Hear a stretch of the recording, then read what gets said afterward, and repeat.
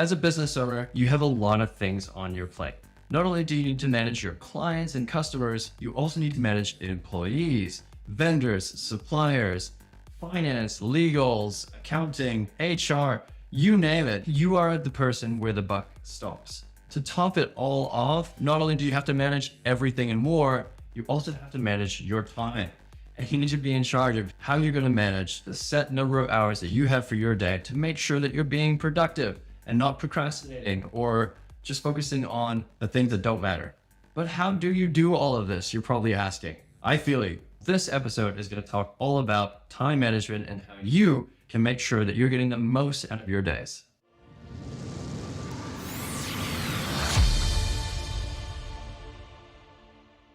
Hi, my name is Kyle from Social Peaks Digital Agency. I am a longtime entrepreneur and have run several online businesses, and I know just how important managing your time can be. When you're running your own business, you want to make sure that you are prioritizing your time so that your job doesn't own you, that you are in control of your schedule. There's nothing worse than not having a life outside of work. And as a small business owner, it is so hard to separate your work from your day-to-day life because your work is your life. It's a sad reality. A common joke that I have heard before is being self-employed is great because you get to pick which 12 hours of the day you want to work. And you have to laugh and then cry when you hear something like that because it's kind of true. We're going to talk about a handful of time management techniques that have helped millions of people all over the world in taking control of their time and creating a good schedule. So let me guide you on some of the best techniques that you can use to help you in managing your time and probably the reason why you started your own business to get more time back. Let's go through that today together.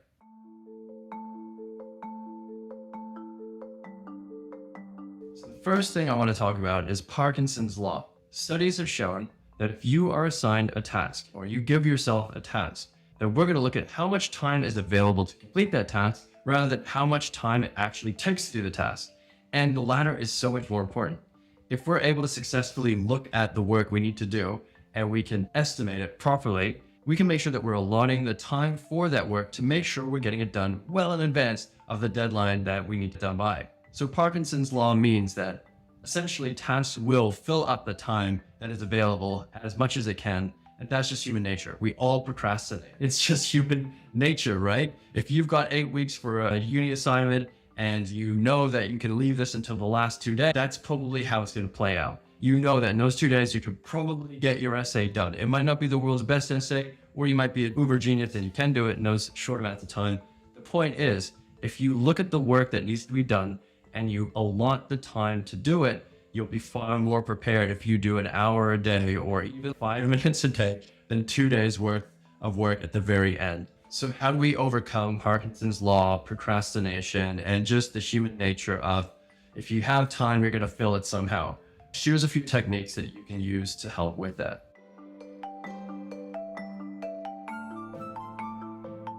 The first one is looking at the Eisenhower's matrix. The Eisenhower's matrix is a quadrant grid that looks at, is this important? Is this urgent? And you have to give it those two metrics.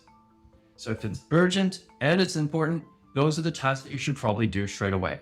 These could be things like sending invoices to clients that need to be paid in order to start work. This could be sending your client a contract. These are important, these are urgent, and they're time sensitive. So those things both tick the boxes of being urgent and important.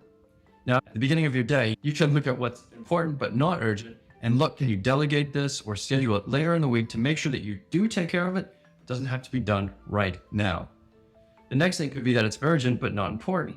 Is this something that you can delegate to somebody else to do in your team? Because that's probably something that doesn't need your attention. And you as the owner, you need to make sure that you're prioritizing your time for what's urgent and important. And then lastly, if it's not important, it's not urgent, do you really need to do this? You can use this matrix to filter out the crap maybe in your day-to-day and just say, I'm not going to do this anymore, or I'm not going to do this at all. These are things that you can do because you're the boss. And even if you're not the boss, if you're watching this as a student or you're watching this as an employee, this still applies to you. So the Eisenhower matrix is very helpful for anyone because it helps you prioritize the tasks that you have on your plate. If it's important and it's urgent, try to do that first and make sure that you're going to focus on this right away. Once you've gone through your to-do list and you've filtered things by the Eisenhower matrix, the Another really helpful technique that I like to use personally is time boxing. Now, you can do this in your Google Calendar or on your phone, or if you're an old school person, you have a diary with a calendar in it. You look at your day and you look at, do I have any meetings on that I need to attend? Do I have any crucial items that I'm already committed to? But what is the time that you have spare? Fill that in your calendar. What I like to do is at 8:30 every day, I have a task there for me to plan out my day.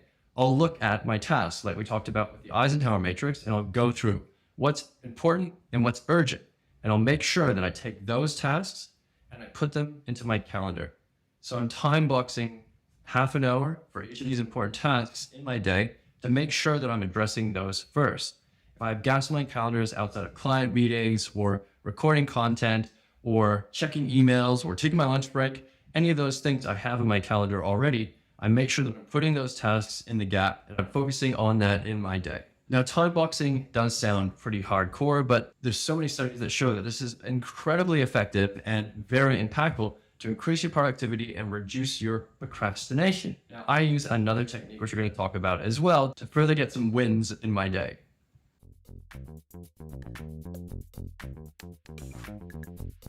The next thing that we're going to talk about is the Pomodoro technique.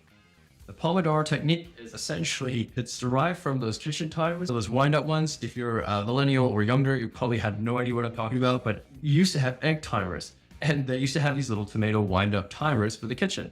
So the Pomodoro technique is to essentially use a timer to make sure that you are uninterrupted when you're focusing on that task. So Pomodoro gives yourselves 25 minutes of deep work.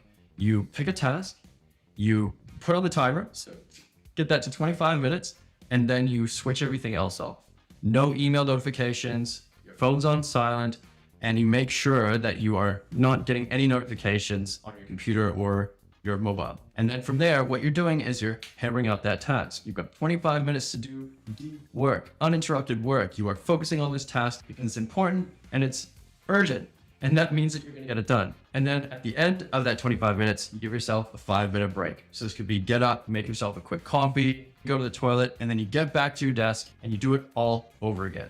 The Pomodoro technique is giving yourself the tasks that we talked about, going through the Eisenhower matrix and filtering out the things that are important, and then the things that are important and urgent, and then you time box those into your calendar to say, half an hour, I'm gonna focus on this. Pomodoro technique is essentially doing 25 minutes on, 5 minutes off, and repeat it. And you do this for 4 Pomodoros, or 2 hours in total. At the end of that, give yourself a pat on the back. You've actually done probably more work than you could possibly dream of if this is new to you. And you've done it without being interrupted. So you focus really well on the tasks that are most important in your day, and you've given yourself that time to get it done. If you do have client meetings, you have online meetings, you have things that you need to run around and do, you try to fit this in amongst those. For example, for me, I generally have a few client meetings in the morning. And what I'll do is I'll have maybe 2 Pomodoros after a client meeting, just to make sure that I'm fitting in the most important tasks that I need to do for the day. I might have a lunch break and then another team meeting or something along those lines. And then I'll give myself another 2 hours of Pomodoros. So I'll do 25 minutes on, 5 minutes off, 25 minutes on, 5 minutes off, repeat that for 4 times. And at the end of that, I'll take a 20-minute break. I might go for a walk, or I might have an afternoon snack, or if I haven't had lunch, that's when I'll have lunch. So I'll try to do those things throughout my day. The Pomodoro technique, along with time boxing, physically putting it in your calendar so that you can't be interrupted. Nobody can book into your calendar. Nobody can interrupt you in those moments. You are committing yourself to that task that you've said is important and urgent to do.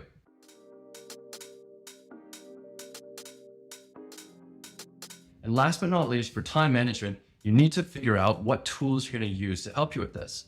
So I actually use a great tool. If you're an online worker like me, you can use a tool called Toggl, T-O-G-G-L. I'll link it in the video below. Toggl is an online time tracker. And what you can do is whenever you're in anything, really, you'll see a little power button that pops out. You can click on that and it will say, what is this task that you're working on? You can set a Pomodoro task in there as well. So you can say to Toggl, I'd like to make it so that by default, you have a Pomodoro timer whenever I start a new task, and it will literally start the countdown as soon as you click go and have a 25-minute timer. At the end of that 25 minutes, an alarm will go off and it will say, you're ready to go. Go have your break. And that's tracked in your Toggle system. This is really good for service-based providers. We run a digital agency, so I do bill time to clients for doing work, development work, or anything along those lines. So it's good that I'm tracking my time, and then I can run reports at the end of the week or end of the month for any billables as well. So this is a great tool. Toggle is just awesome. I recommend it for everyone, regardless of what you do. If you are doing a lot of tasks online and you want to try this Pomodoro technique. Additionally, other tools that you can use are things like Monday or Asana or Trello. These are places where you can put in your to-do list, you can have all your tasks there. You can even start prioritizing your tasks based on what's urgent, what's important, and using that Eisenhower matrix to clearly delineate your work before you start for the day. It's a great idea to use time management or project management tools to help you in just storing your information. I love Asana. We've used that for 7 years, I think. And I've gone and tried a whole bunch of different tools in that time. And I've come back to Asana at the end of the day because it's great. It's like a to-do list on steroids. It's a project management system. You can do things with your team, with clients, and a whole bunch more. I'm not affiliated with them in any way. I just think they're fantastic. But you do want to look at what system will work well for you.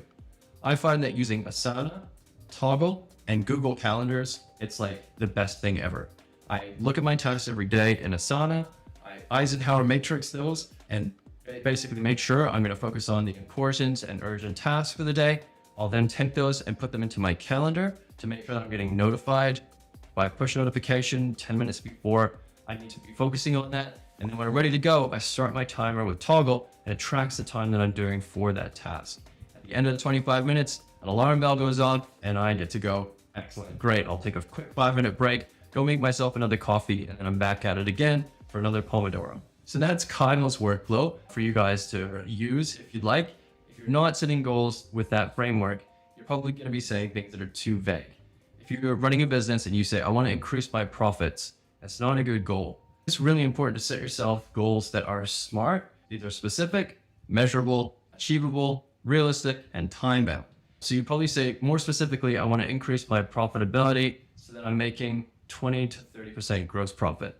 Now, is that achievable? Yeah, probably. And what time period do you want to do this? Is this in the next 3 months? Is this in the next 12 months? Setting yourself a time limit is a very good idea. Because if you're not using SMART goals, they're probably dumb goals or very vague goals, and you're setting yourself up to fail. Once you've got your SMART goals out of the way, you want to make sure that you're setting yourself not just realistic deadlines, but deadlines that will make sure you're getting things done quickly. If you know how much time things are going to take, you can be realistic with your deadlines and make sure that you're giving yourself a bit of a buffer, but not too much so that Parkinson's law kicks in and all of a sudden that task takes you 4 months instead of 4 days.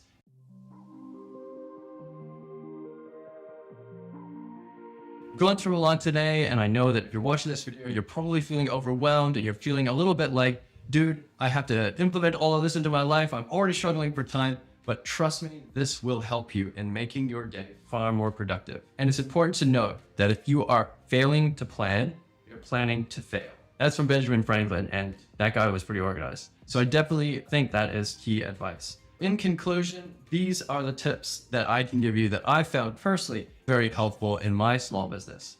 Hopefully this gives you an idea of how you can best manage your time so that you can free up some space in your schedule and prioritize what needs to be done first. With this knowledge under your belt, I wish you all the best as you embark on your journey to be an even more productive entrepreneur. I really appreciate you for watching today and taking this first step towards becoming better at time management. I know that it's a bit of a challenge whenever you're trying to tackle things that you know you're struggling with, and I commend you for being here and watching this video. If you did like this, found this useful, I'd love to hear from you. Please make sure that you comment below, or if you're listening to this, make sure that you leave a review as well, just so that we can help get the word out there so that other people can enjoy this too. Until the next episode, I hope you have a great day. Take care of yourself, and we'll talk to you in the next one. Thanks, guys.